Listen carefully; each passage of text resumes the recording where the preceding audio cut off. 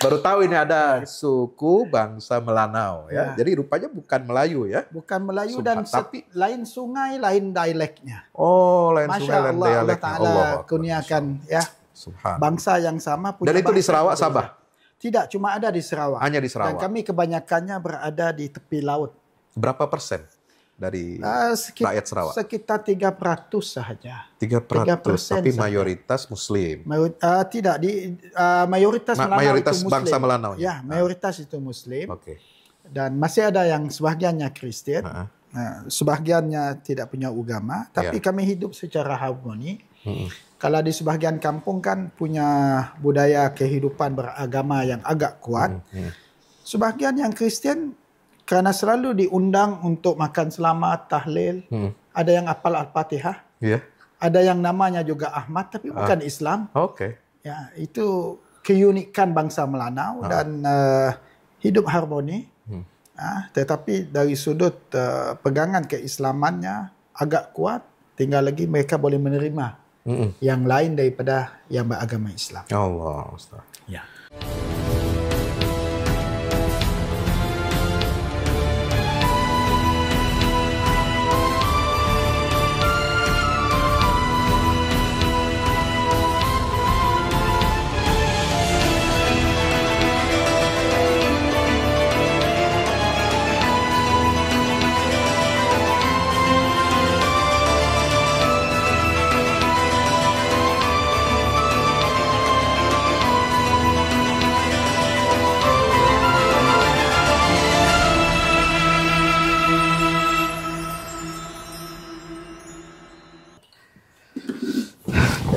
Assalamualaikum warahmatullahi wabarakatuh. Sahabat-sahabat, teman-teman yang dirahmati Allah Subhanahu wa taala. Alhamdulillah hari ini hari Ahad 25 Februari bertepatan dengan 15 Sya'ban. Ya, benar. Ya, kalau kata orang Betawi bilang ini nisfu Sya'ban. Kan begitu. Saya kedatangan tamu istimewa. Sudah lama kami berkenalan dengan beliau ya, yang mulia. Kalau di Malaysia itu apa? Yang amat berbahagia kah atau yang berbahagia? Yang berbahagia saja. Yang berbahagia saja. Ini Datuk Dr. Juanda. Ya. Beliau ini sekarang ahli parlemen kah? Dewan Undangan Negeri. Dewan Undangan Negeri. Kalau di Indonesia sama dengan apa itu? Di DPRD. DPRD. Ya. Oh, Dewan Undangan Negeri untuk negeri Sarawak ya. Salah satu negara bagian di Malaysia yang ada di Kalimantan. Alhamdulillah. Beliau sebelumnya adalah menjabat juga sebagai Mufti Negeri Perlis. Ya, kita sapa dulu beliau. Assalamualaikum warahmatullahi wabarakatuh. Waalaikumsalam warahmatullahi wabarakatuh. Apa kabar? Alhamdulillah. Masya Allah. Ini yang keberapa kali ke Jakarta ini? Nggak tahu ya. Udah tidak terhitung ya. Karena Ibu orang Menteng Dalam. Orang Menteng Dalam, orang Jakarta, orang Betawi, istri beliau, luar biasa. Jadi awal perkenalannya gimana ini dengan ibu ini? Ya qadarallahu ma syaa fa'al. Jodoh itu begitu. Berkenal seminggu, langsung kawin. Berkenalnya di Malaysia? Di Malaysia. Oh, di Malaysia. Di Malaysia. Masya Allah. Tahun berapa kira-kira itu? Ya, tahun kawinnya udah lupa ya. 96. 96. Ya, jadi 96. Lulus dari Al-Azhar? Al-Azhar. Tahun berapa? 94. 1 tahun 95 itu mengajar di sekolah. Setelah itu ambil keputusan sambung magister ke Universiti Kebangsaan Malaysia. UKM. Tahun berapa masuk? 96. 96 langsung 96. Ya. Tawakal Allah, kawin dan belajar. Gitu. Sadi menikah, bangun rumah tangga sambil belajar ya. Ngambil ini. Dan tidak jadi masalah insya Allah. Alhamdulillah. Jadi setelah di Al-Azhar di UKM. Kemudian setelah itu selesai UKM tahun berapa? Selesai UKM, saya selesai master 99. Kemudian letakkan target sebelum 30 dapat doktor falsafah. Alhamdulillah pada tahun 2002, ya, betul ya, 2002. Umur yang ke-30. Umur 30, Masya Allah. Saya berjaya dapat ijazah doktor falsafah.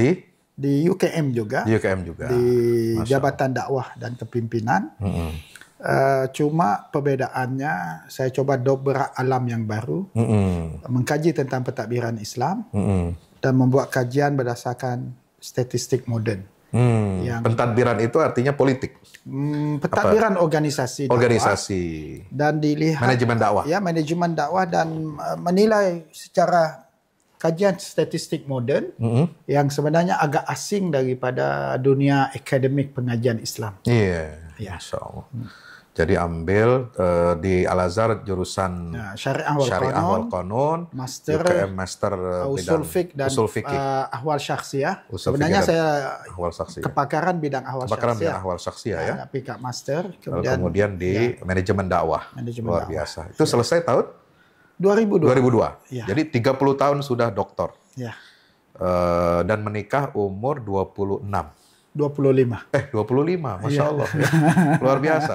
Jadi lebih dulu beliau nih. Saya menikah umur 30. Dan tahun 2010, Alhamdulillah. Ya. Jadi setelah dari UKM itu selesai 2002, langsung berkiprah di Perlis atau kemana dulu? Saya berkiprah di organisasi dakwah di Sarawak yang asalnya bernama Angkatan Nahdlatul Islam Bersatu Bina, kemudian ditukar nama menjadi Harakah Islamiyah. Jadi Dato' asli orang Sarawak?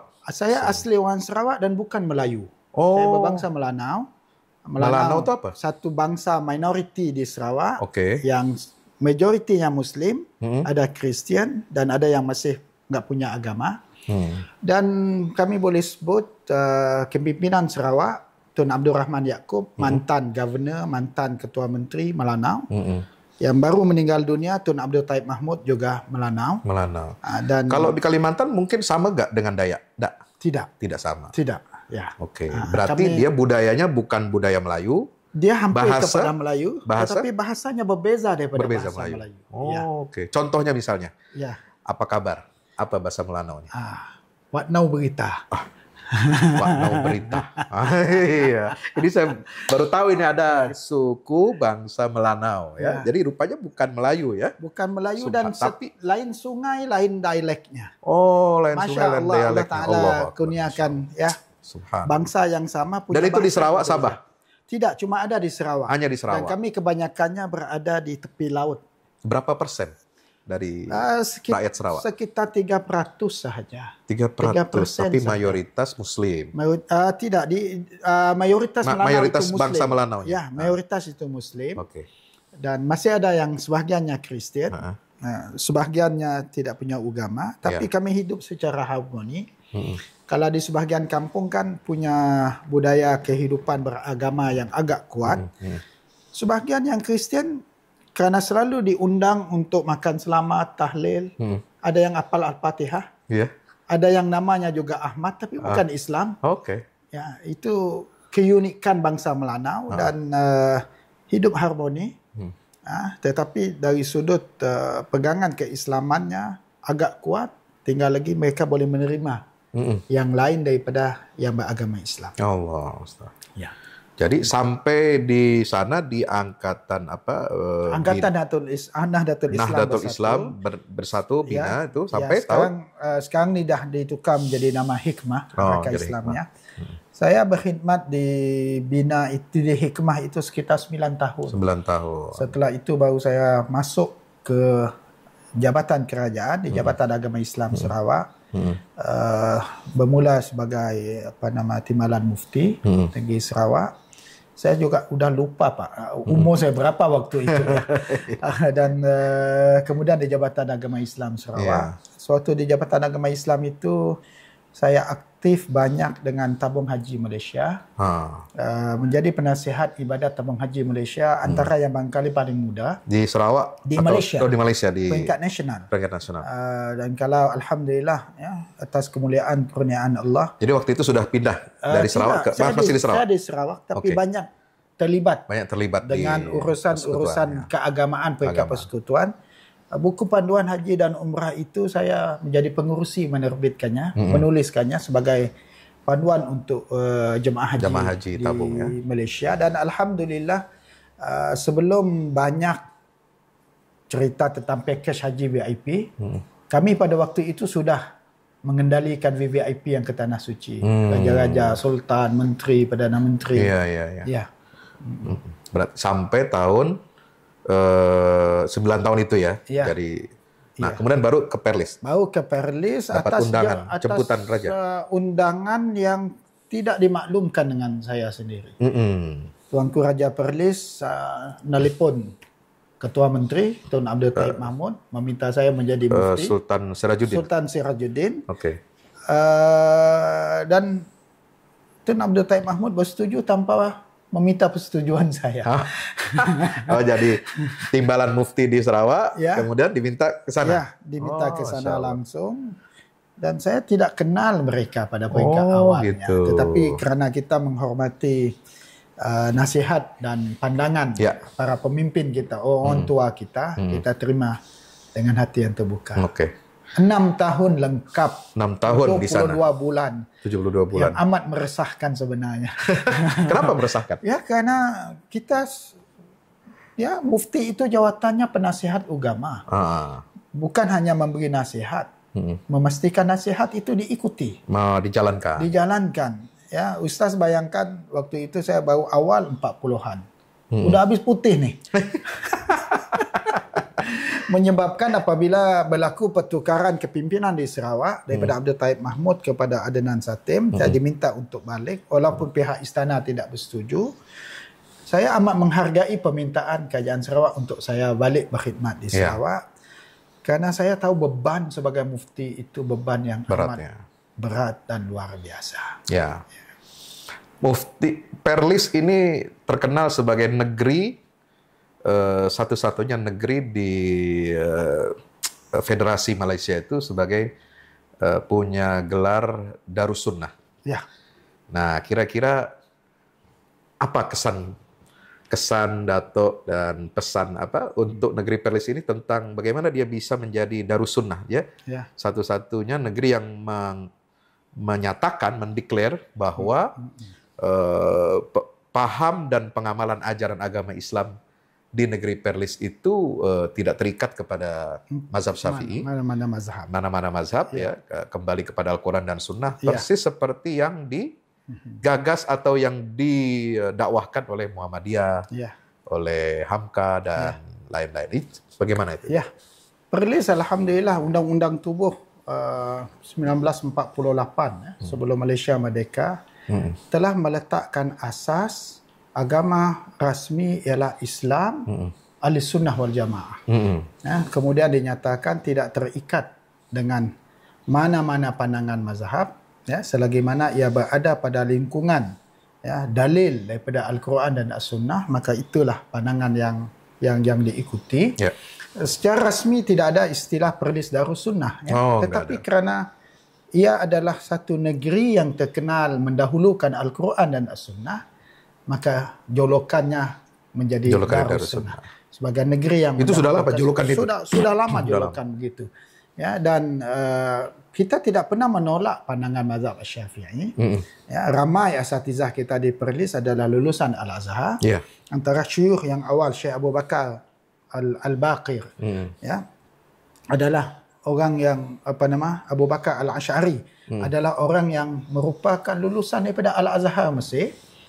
Mereka tidak pernah belajar di Saudi, tidak pernah berguru dengan ulama-ulama Saudi, tidak punya sanad Wahabi, tidak punya sanad daripada langsung tidak ada berarti di Mesir. Tetapi maksudnya hasil daripada dakwah pembaharuan yang ada di tanah Melayu, di Sumatera, di Jawa pada masa itu. Sumatera Tawalut.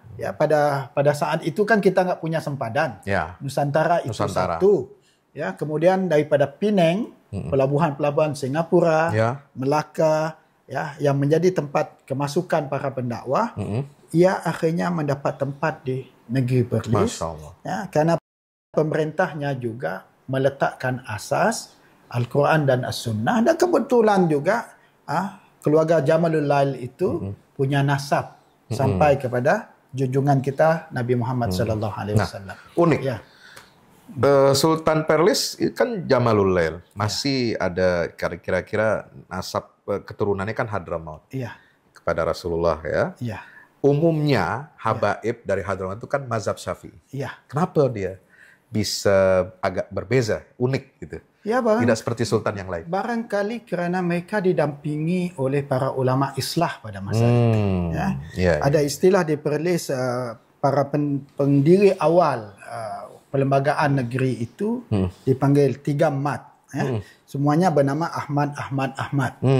Mereka inilah yang memberi nasihat kepada tuanku bahawa Islam itu ialah ahli sunnah wal jamaah. Sahih.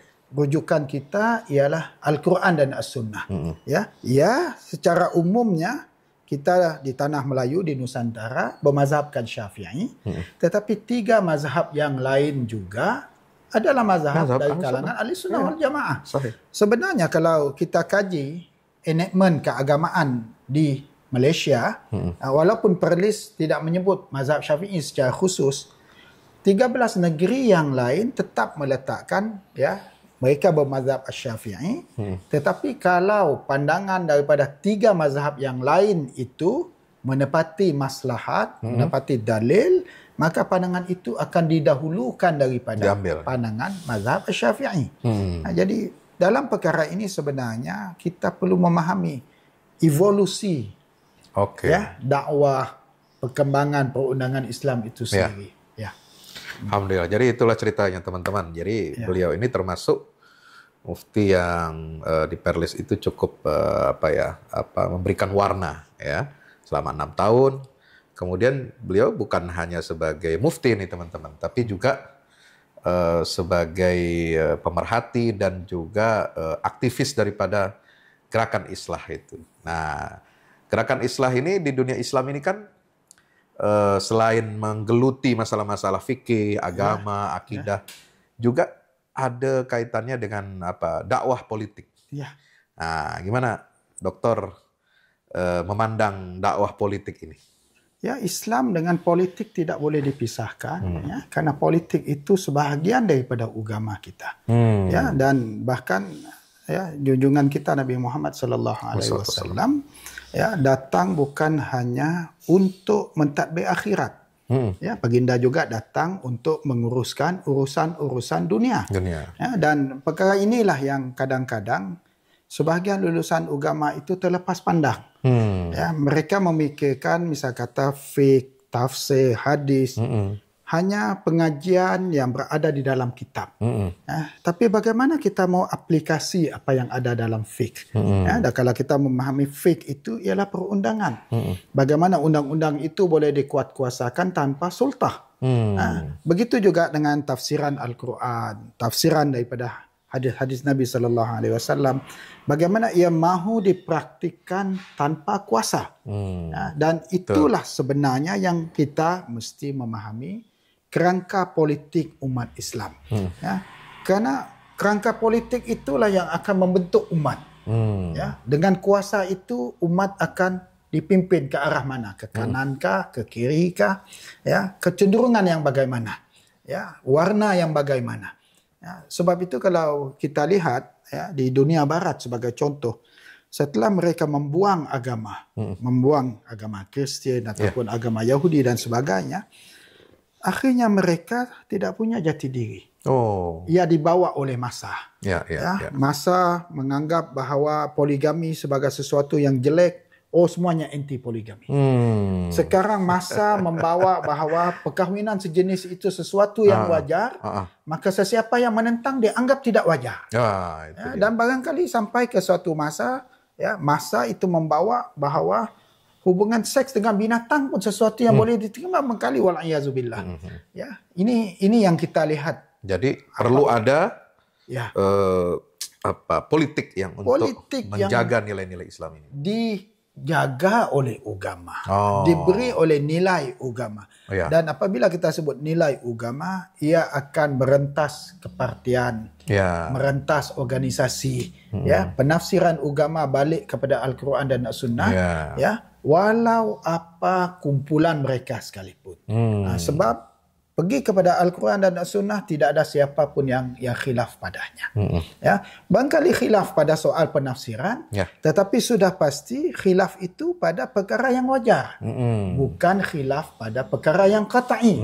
Nah, kalau ada orang menyatakan bahawa kami punya penafsiran yang sendiri, betul, punya kebebasan menafsir sendiri, tapi lihat dahulu perkara qat'i ataupun perkara ijtihadi. Nah, dan kalau berlaku perbezaan pandangan pada perkara ijtihadi, sikapnya perlu saling menghormati. Contoh kita ini nisfu Sya'ban sebagai contoh kan. Ya, bagi yang tidak setuju, jangan dipaksakan mereka setuju. Sebab kita sudah setuju ya sebagai perkara yang khilaf. Bagi yang setuju, ya silakan. Ya, lakukan. Tetapi ulama yang membenarkan itu perlu dibaca dulu. Bagaimana dia berpandangan boleh menghidupkan malam nisfu Sya'ban sebagai contoh, menghidupkan secara peribadi, furada, bukan jamaah. Bukan berjamaah. Bukan berjamaah, ya. Artinya khilaf itu sesuatu yang diterima. Warid, ya. Warid, tetapi khilaf juga mesti berasaskan ilmu yang benar, ya. Bukan sesuka hati, khilaf memakan khinzir sebagai contoh. Itu tak mungkin itu. Itu perkara qat'i. Dia kata enggak, khilaf ini bukan babi, ini celeng katanya. Namanya berbeza. Jadi di sinilah kita perlu melihat, ya, semangat keislaman itu bagi setiap muslim mesti diletakkan sebagai asas utama dalam kehidupan. Merentasi kumpulan, merentasi organisasi, merentasi kumpulan-kumpulan politik masing-masing. Kebebasan memilih kumpulan itu hak pribadi masing-masing, kecenderungan masing-masing. Tetapi sebagai seorang muslim, agenda keislaman itu mesti diletakkan perkara yang paling utama. Nah, Datuk, di Malaysia dan khususnya di Sarawak yang antum pengalaman ini pernah alami, apakah ada di masyarakat ya muslim ya itu perbedaan soal furu' khilafiyah itu sampai begitu keras perselisihannya di tengah-tengah masyarakat? Apakah ada peran bahwa negara harus intervensi, harus satu mazhab atau bagaimana, ataukah seperti apa? Di Malaysia sendiri organisasi misalnya seperti NU, Muhammadiyah di sini, apakah di sana juga ada seperti itu? Pertikaian seperti itu? Ini soalan yang perlu kita bercakap 2 jam atau 3 jam. Soalannya amat besar, ya. Saya pasti manusia ini nggak punya kepuasan di mana-mana. Orang Malaysia yang dikawal oleh pemerintah urusan agamanya teringin menjadi seperti orang Indonesia yang urusan agamanya tidak dikawal oleh pemerintah. Dan barangkali orang Indonesia melihat Malaysia itu begitu dan mereka menganggap itu yang terbaik. Sebenarnya begini, ya, kita tidak menafikan urusan agama itu perlu ditadbir secara pentadbiran. Tetapi bila kita sebut istilah siasah syar'iyah, ya, siasah syar'iyah, pentadbiran berasaskan syarak. Tetapi yang selalu berlaku ialah siasah mengatasi syarak. Ya, sepatutnya hanya mentadbir pada batasan yang dibenarkan oleh syarak. Tetapi kalau mentadbir lebih daripada batasan yang dibenarkan oleh syarak, itu sudah berlaku ifrat dan tafrid. Ya, saya sebutkan begini, ya. Malaysia sebagai contoh adalah bekas jajahan British.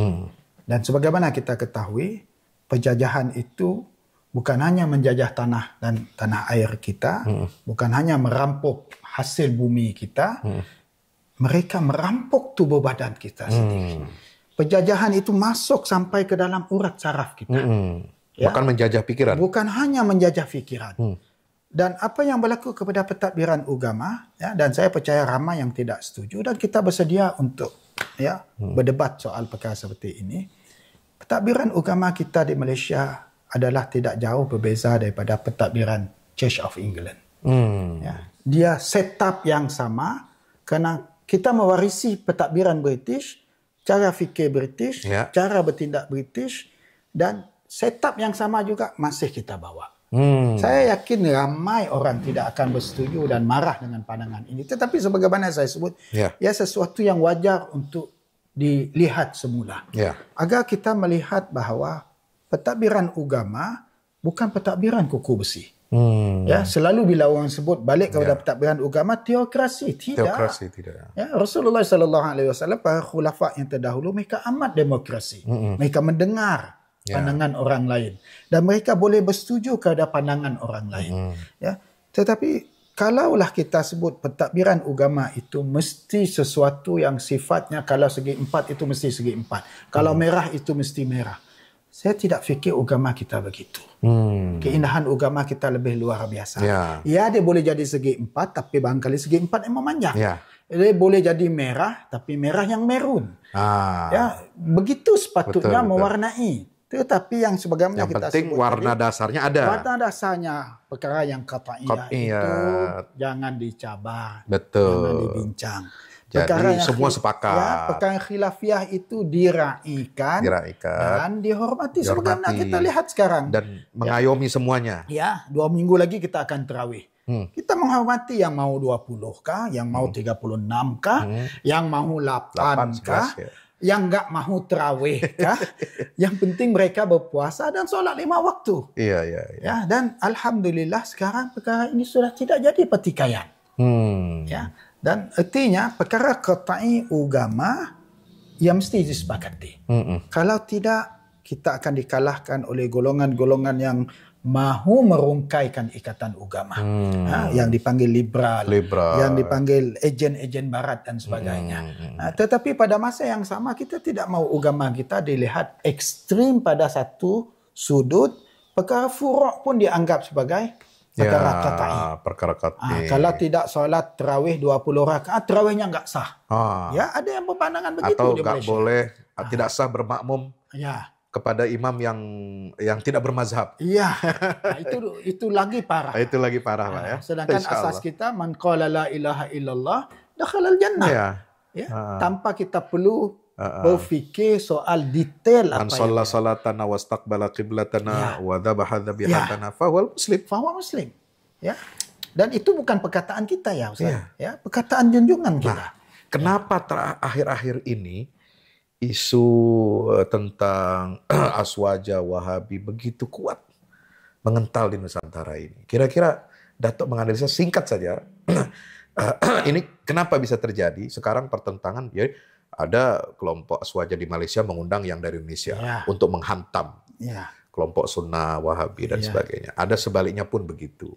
Yang kelompok sunnah ini seperti dia melakukan tantangan-tantangan kepada kelompok aswaja, katakanlah yang mayoriti itu.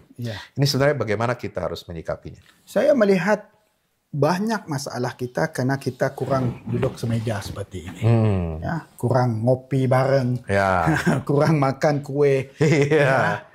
Karena kekurangan yang begitu. Sedangkan ongkos untuk ini semua cuma berapa? Tetapi ongkos pergaduhan, pertengkaran itu teramat besar. Dan kesannya amat buruk kepada Dan kalau ongkos ini pemerintah yang keluarkan, kosnya kan kecil. Amat kecil. Tapi kenapa pemerintah itu seolah-olah maunya? Dan ini sebenarnya peranan asatizah sebenarnya. Yang jangan melebarkan pertikaian yang kecil.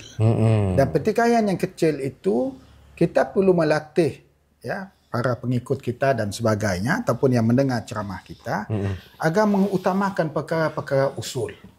Adapun perkara furu' kita mengajar keterbukaan. Hatta kita dalam mazhab Syafi'i sekalipun qaul ashaf itu fihi wajahan. Qaul asah itu ada muqabil asah. Ia mengajar tentang keterbukaan hatta dalam mazhab sendiri. Tetapi kenapa kita dalam lingkungan yang lebih besar kita tidak boleh menerima? Apa yang saya bimbang, Fadil Ustaz, ialah apa yang berlaku hampir 100 tahun yang lalu di Tanah Suci Makkah. Kita pun tidak mau melihat lagi bahawa ada tempat solatnya mazhab Syafi'i, Hambali, Maliki, waktu solat yang berbeza, kumpulan solat yang berbeza. Ya, kita mau kesatuan, tanpa mengira apa mazhab sekalipun, selagi dia salatuna, maka dia boleh jadi imam. Tanpa kita menyatakan dialah yang paling afdal, yang lain itu mafdul. Tidak. Tetapi sebagai sesama Muslim. Dan ini sebenarnya saya lihat perlu ada inisiatif. Selalu duduk bersama, membawa pandangan, melihat agenda yang lebih besar. Secara khusus kalau kita lihat sekarang ini, agenda kita tentang Palestina itu ya, sesuatu yang mesti kita letak di hadapan. Prioritas. Ya, dan kalau kita lihat lagi, Fadil Ustaz, peringkat politik antara bangsa. Ahli-ahli politik kita yang boleh kita katakan sebagai tidaklah Islamis, tetapi mereka memperjuangkan isu ini sampai ke peringkat mahkamah antarabangsa. Betul. Mana suara asatizah kita? Iya. Ya, mana suara golongan ulama? Golongan kita? Islam ya. Ya, golongan Islam kita. Dan sewajarnya kalau kita lihat dahulu perjuangan awal Palestina itu dijuarai oleh golongan ulama. Betul. Sekarang apakah kita ketinggalan? Ya. Ataupun ada kapal kita nggak mau terjun dalam kapal itu dan ikut sama belayar? Karena kesibukan melayan isu yang remeh-temeh itu tadi. Allah musta'an. Ya, luar biasa. Singkat, teman-teman. Kalau sebenarnya kita pengen panjang lebar ya, beliau ngomong cuma bukan momentumnya. Beliau kemari ke Jakarta. Ini kebetulan kosong hari Ahad, singkat ya. Insya Allah kapan-kapan kita bisa berbincang lagi. Ya, insya Allah. Lebih panjang lebar ya. Nanti barangkali di Sarawak atau di mana-mana tempat kita bisa jumpa lagi. Ya, insya Allah. Karena beliau juga dengan keluarga. Kunjungan ke Jakarta ini akan berjumpa dengan Ombudsman ya. Ya, Ombudsman Indonesia. Ombudsman. Berapa delegasi dari Sarawak? Ya, kami ada 10 delegasi. Ada 10 orang ya. Ya, mau belajar daripada pihak Ombudsman Indonesia yang telah lama wujud. Iya. Karena di Malaysia baru pertama kali wujud di wilayah Sarawak saja. Di peringkat persekutuan belum ada. Persekutuan belum ada ya. Ya. Baik teman-teman, sebelum kita akhiri, saya mau kasih hadiah buat Datuk Dr. Juanda. Kita mau berikan sedikit oleh-oleh, plakat. Ya. Masya Allah. Ini. Masya Allah, tabarakallah. Sama kita ada buku. Kita nggak punya balasan ini Ustaz. Tak apa. Nanti kapan-kapan ini. Kapan-kapan kita jumpa. Jadi ini momentum. Masya Allah. Masya Allah. Luar biasa.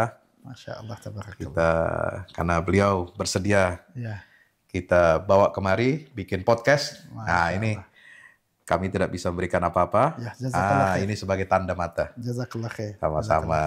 Mudah-mudahan nanti suatu saat kita bisa jumpa lagi. Ini buku-buku kami yang terbaru. Ini memang hebat. Karyanya terlalu banyak. Masya Allah. Dan saya ketinggalan perkara ini. Ya, Masya Allah. Alhamdulillah ini yang Tazkiyatun Nafas, ini khutbah Jumat dan ini tafsir sesat pemikiran. Afwan iyyakum. Baik, teman-teman, terima kasih banyak. Kita ucapkan beliau mudah-mudahan sehat, selamat, dan lancar dalam misi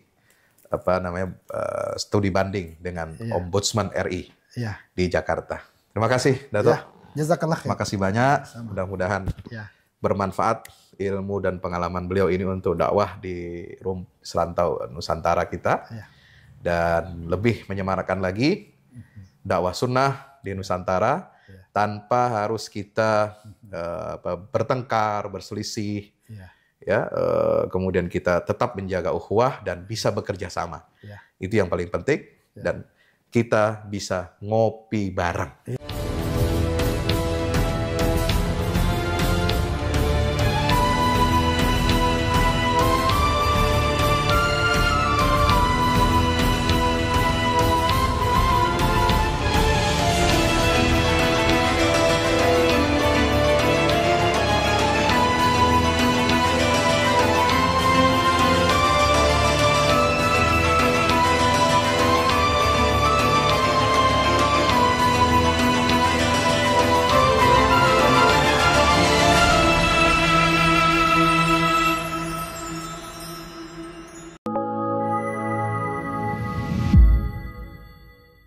Yang terbaru dari Ustadz Fahmi Salim, buku Runtuhkan Zionis Rebut Baitul Maqdis, buku yang siap membuka cakrawala pikiran dan batin sahabat, sudah bisa dipesan sekarang juga.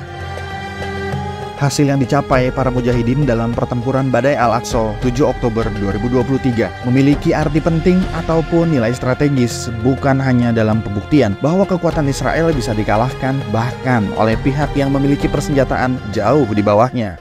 melainkan juga dalam menyadarkan dunia Islam, terutama para pemimpinnya yang memilih menjadi penonton ketimbang membantu sesama saudaranya. Buku ini adalah salah satu bentuk dukungan dan ikhtiar dengan niat berjuang bersama-sama dengan mujahid Palestina. Tak sekedar memberikan informasi, membeberkan fakta atau data kepada khalayak di Indonesia. Buku ini juga hadir untuk meluruskan tudingan bahkan fitnah terhadap para pejuang di sana.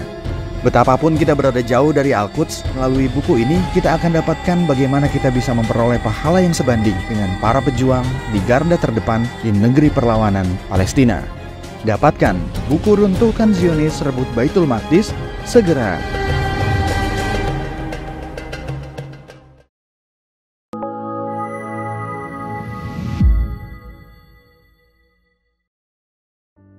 Assalamualaikum warahmatullahi wabarakatuh.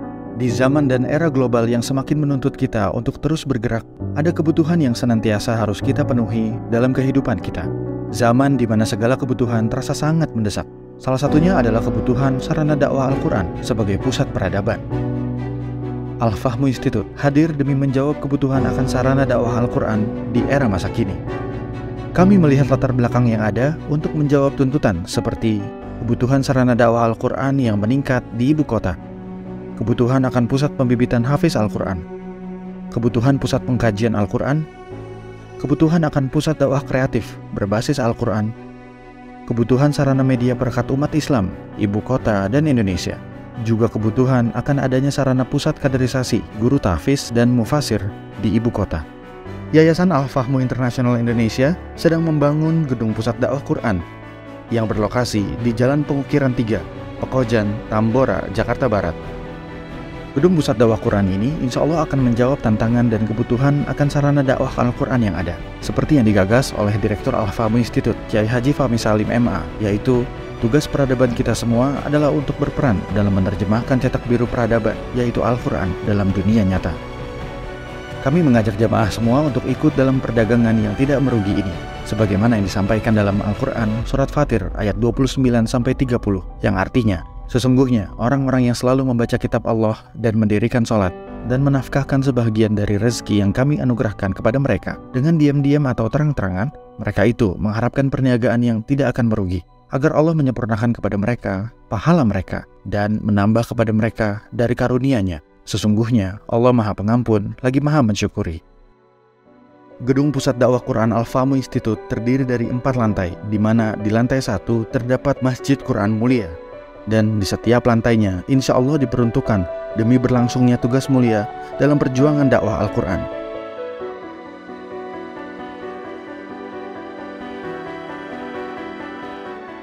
Berikut adalah rencana anggaran biaya yang dibutuhkan dalam pembangunan Gedung Pusat Dakwah Quran.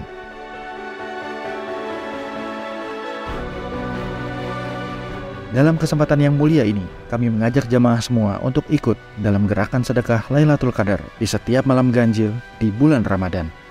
Salurkan melalui nomor rekening berikut ini.